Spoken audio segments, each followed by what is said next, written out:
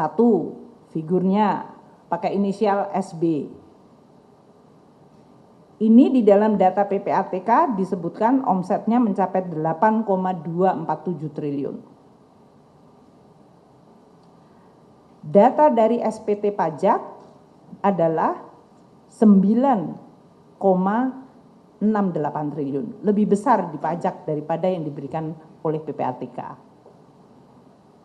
Itu pun kita tetap menggunakan data PPATK. PPATK tadi 8,2, pajak 9,6. Karena si orang ini memiliki saham dan perusahaan di PT BSI, kita meneliti PT BSI yang ada di dalam surat dari PPATK juga.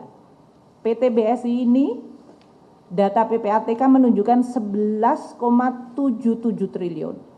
SPT pajaknya menunjukkan, ini pajak dari 2017 hingga 19 ya, saya ulang lagi ya, jadi 3 tahun. SPT pajaknya 11,56, jadi perbedaannya 212 miliar. Itu pun tetap dikejar.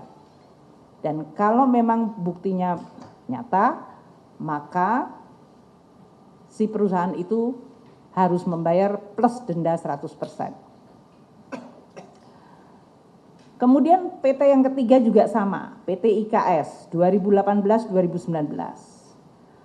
PPATK menunjukkan datanya 4,8 triliun, SPT-nya menunjukkan 3,5 triliun. Kemudian ada seseorang yang namanya adalah DY. SPT-nya hanya 38 miliar, tapi PPATK menunjukkan transaksinya mencapai 8 triliun. Nah, perbedaan data ini yang kemudian dipakai oleh Direktorat Jenderal Pajak memanggil kepada yang bersangkutan. Muncul modus bahwa tadi si SB menggunakan tadi nomor akunnya 5 orang yang merupakan karyawannya.